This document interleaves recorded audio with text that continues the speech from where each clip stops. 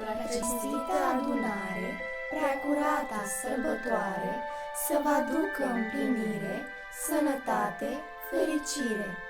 Din tărâmuri de poveste, cale lungă am zburat, căci din stele am prins de veste despre pruncul botezat.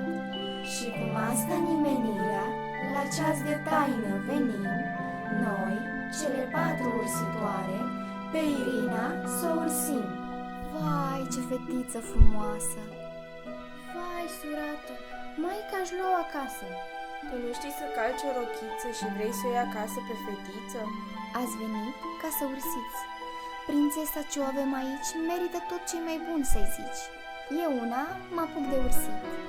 Îi ursesc să aibă delicatețe, drumul prin viață să-și poarte cu mândrețe.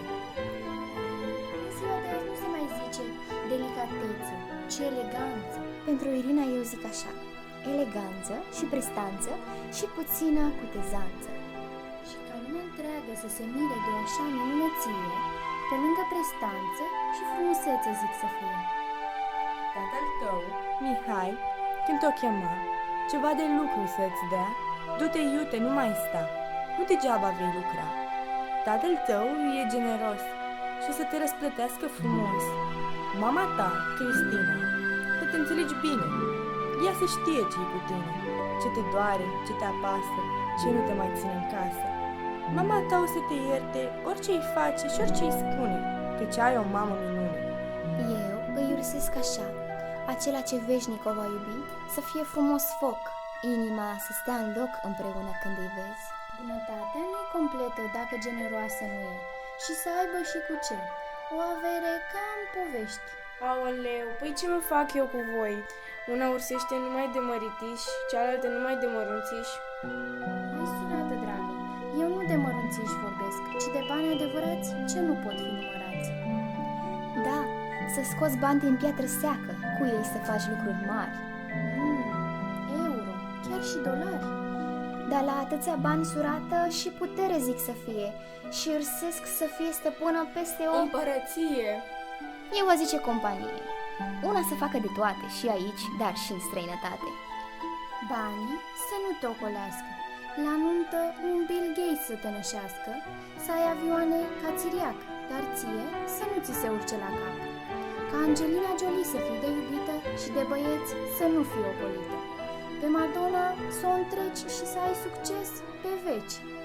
BMW, Porsche, Mercedes să le ai doar pe ales. Să nu-ți fie frică să le strici, că tati n-are arici și îți va lua unele noi cu mulți dolari și euroi.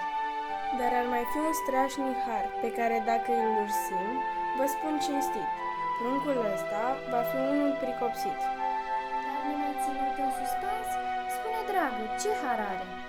Irina să aibă o inteligență rară, inteligența ei să-i fie mana cerească și ea să o aibă din plin.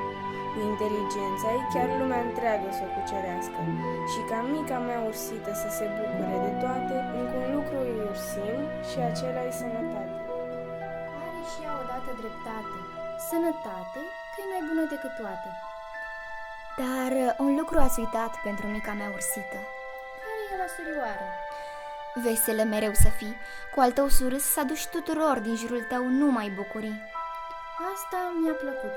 O să vin și eu cu ea să râd. Da, și mie mi-a plăcut. Bravo, suratelor! Ei, și acum că multă veselie i-a murat, știți ce mai trebuie adăugat? Și o prietenă adevărat. Da, pentru că în viață trebuie să ai cu cine să împarți bucuriile. Am rostit întreaga ursită.